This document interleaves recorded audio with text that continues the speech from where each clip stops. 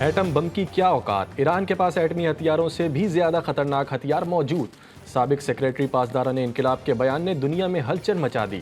پاسداران انقلاب کے سابق سیکریٹری کا بیان عالمی رہنماؤں کو شدید تشویش، اسرائیل پر سختہ طاری۔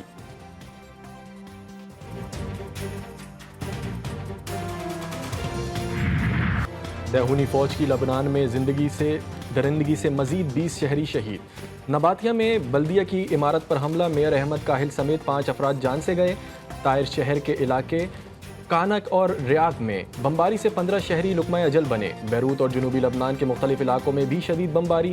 حزب اللہ نے بھی صہیونی فوج پر 24 حملے کر ڈالے۔ کئی صہیونی ہلاک و زخمی۔ ایک ہی بار میں 2 ہرمیس ڈرون اور مرکاوا ٹینک سمیت 4 فوجی گاڑیوں کو اڑا دیا۔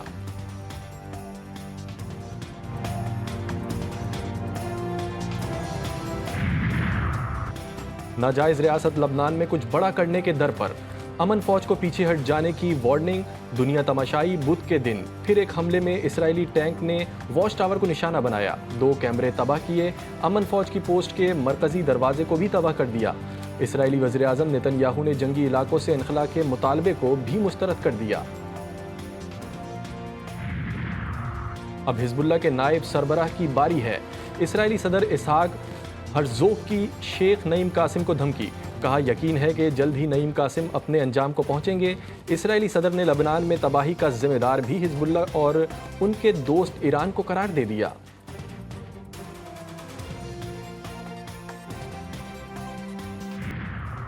ایران کسی بھی اسرائیلی ایڈونچر کا فیصلہ کن جواب دینے کے لیے تیار ہے۔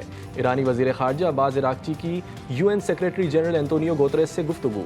خطے میں بڑھتی اسرائیلی جارحیت، غزہ اور لبنان میں وحشیانہ حملوں پر تبادلہ خیال۔ کہا خطے میں عدم تحفظ کے پھیلاؤ کے نتائج کی ذمہ داری اسرائیل حکومت اور اس کے اہم حامی امریکہ پر عائد ہوگی۔ بڑے معاملے پر بڑے بڑوں کی بیٹھک۔ جاتی عمرہ سیاسی سرگرمیوں کا محور بن گیا۔ مسلم لیگ نون کے صدر میاں نواز شریف کا عشائیہ، صدر مملکت وزیر اعظم وزیر اعلیٰ پنجاب بلاول بھٹو زرداری، مولانا فضل الرحمان سمیت دیگر اہم رہنماؤں کی شرکت۔ مجوزہ آئینی ترمیم کے معاملے پر گفتگو، رہنماؤں کے درمیان آئینی ترمیم پر طویل مشاورت جاری۔ تینوں جماعتوں کے درمیان مشترکہ مسودے پر اتفاق رائے کا امکان۔ پیپلز پارٹی اور JUI کے درمیان آئینی مسودے پر اتفاق رائے ہو چکا ہے۔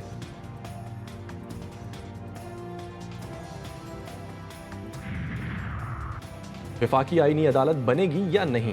حکومت آئینی ترامیم کی منظوری کے لیے متحرک۔ قومی اسمبلی اور سینٹ کے اجلاس آج شام طلب۔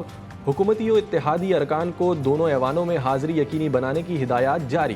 قومی اسمبلی اجلاس کے ایجنڈے میں آئینی ترامیم کا بل شامل نہیں۔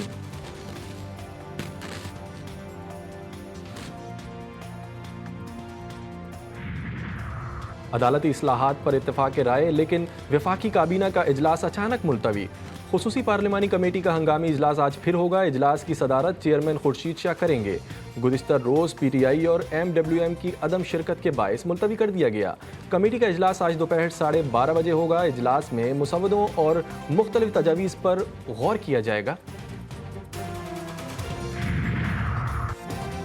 ظلم، جبر اور جیلوں میں ڈالنے سے کام نہ بنا تو ہمارے لیے اب آئینی ترمیم کی جا رہی ہے۔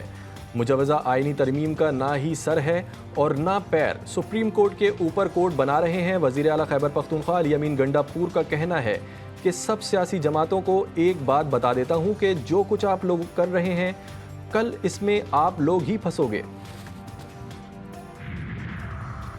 PTI کے 3 اراکین کا پارٹی قیادت سے رابطہ منقطع۔ آئینی ترمیم کے لیے بلائے جانے والے اجلاس کے بائیکاٹ پر غور۔ PTI ذرائع نے بتایا کہ 3 اراکین کا پارٹی قیادت سے رابطہ ختم ہو گیا۔ اورنگزیب کچھی، عثمان علی اور ظہور قریشی سے رابطہ نہیں ہو رہا۔ خدشہ ہے کہ PTI کے آزاد اراکین آئینی ترمیم کے حق میں ووٹ دیں گے۔ آباش پاکستان، عالمی سطح پر پاکستان کی ایک اور بڑی کامیابی۔ شنگھائی تعاون تنظیم سربراہی اجلاس کا شاندار انعقاد۔ ریاستوں کی خود مختاری، آزادی اور علاقائی سالمیت کا باہمی احترام پائیدار ترقی کی بنیاد ہے۔ SCO رکن ممالک کے دستخط سے اعلامیہ جاری۔ وفود میں سائیڈ لائنز پر 2 طرفہ ملاقاتیں اور باہمی مفاہمت کی یادداشتوں پر دستخط۔ کانفرنس کے شرکاء کا نئے اقتصادی ڈائیلاگ پر اتفاق۔ محفوظ پرامن ماحول کے لیے تعاون کے عزم کا اظہار، تنازعات کے حل کے لیے بات چیت پر زور۔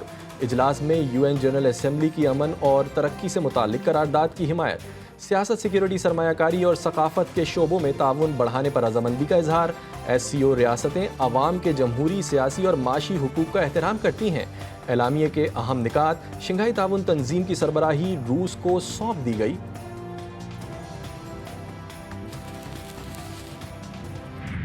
We are honored to host this wonderful gathering of SCO Council of Heads of Government while calling upon the Afghan interim government to embrace political inclusivity, thereby ensuring Afghan soil is not misused for terrorism against its neighbors. Pakistan خطے میں امن چاہتا ہے، افغان سرزمین کا دہشت گردی کے لیے استعمال روکنا ہوگا۔ عالمی برادری افغانستان میں انسانی بنیادوں پر امداد پر توجہ دے۔ وزیر اعظم شہباز شریف کا شنگھائی تعاون تنظیم کے سربراہی اجلاس سے خطاب، پائیدار ترقی کے لیے علاقائی تعاون اور روابط کے فروغ کو ضروری قرار دیا۔ کہا SCO اجلاس کا انعقاد باعث مسرت، تمام ممالک کو تعاون مزید بڑھانا ہوگا۔ معاشی تعاون کے لیے SCO ممالک کو نئی حکمت عملی پر غور کرنا ہوگا۔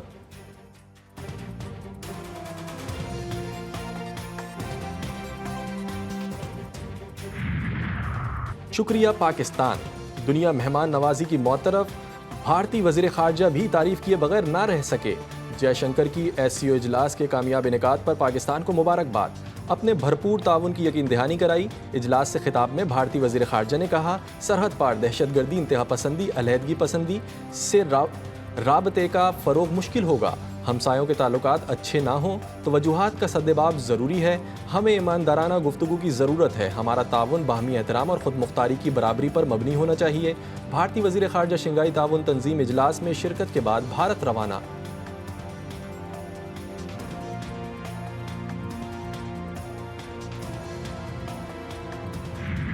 پنجاب کالج میں طالبہ سے مبینہ زیادتی، پنجاب کے مختلف شہروں میں تیسرے دن بھی طلبہ کا احتجاج۔ گجرات میں کالج کے اندر اور باہر توڑ پھوڑ، مبینہ تشدد اور کرنٹ لگنے سے سیکیورٹی گارڈ ہلاک، ہنگامہ آرائی میں ملوث 100 سے زائد طلبہ گرفتار۔ پنجاب کے مختلف شہروں میں بھی طلبہ سراپائے احتجاج۔ سرگودا میں طلبہ کی انصاف کے لیے نعرے بازی، ملوث ملزمان کو کیفر کردار تک پہنچانے کا مطالبہ۔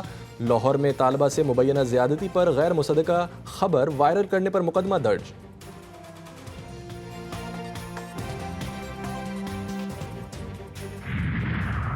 اسلام آباد میں موٹر وے پر افسوسناک حادثہ، وین میں سلنڈر دھماکے سے 4 افراد جاں بحق۔ پولیس اور ریسکیو ٹیموں نے فوری امدادی کارروائی کرتے ہوئے لاشوں کو اسپتال منتقل کر دیا۔ جاں بحق افراد کی تاحال شناخت نہ ہو سکی۔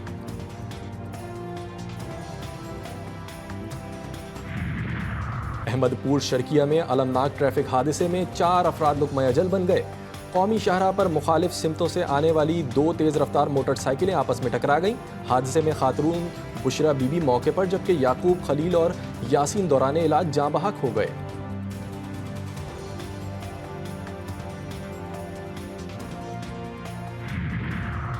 ریہاڑی کے علاقے لڈن میں حادثہ، 4 افراد موقع پر جاں بحق۔ ریسکیو کے مطابق تیز رفتار کار دیوار سے ٹکرا گئی تھی۔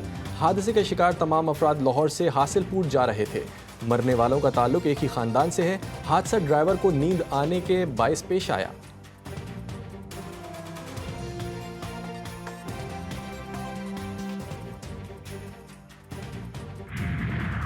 مٹیاری میں تیز رفتار رکشہ بے قابو ہو کر نہر میں جا گرا۔ 3 کمسن بچیاں نور جہاں پارس اور رابعہ ملا ڈوب کر جاں بحق ہو گئیں۔ پولیس کے مطابق مزید 5 افراد کو ڈوبنے سے بچا لیا گیا۔ جاں بحق بچیوں کی لاشیں اسپتال منتقل کر دی گئیں۔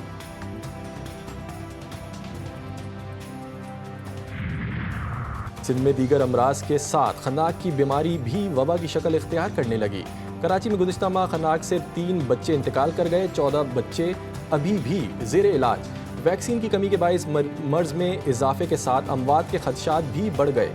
گلے میں درد، تیز بخار اور کھانسی خناق کی علامتیں۔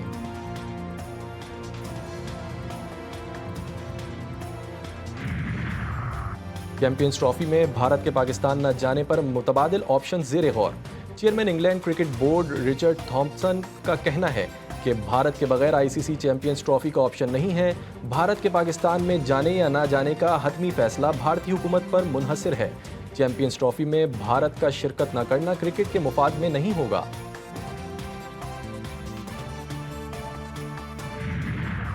और मुल्तान टेस्ट में दूसरे टेस्ट के तीसरे रोज का खेल। इंग्लैंड की टीम आज अपनी नामुकम्मल इनिंग्स का आगाज करेगी। दूसरे रोज खेल के इख्तिताम पर मेहमान टीम ने 6 विकेटों पर 239 रन बनाए थे। पाकिस्तान ने पहली इनिंग्स में 366 रन बनाए थे।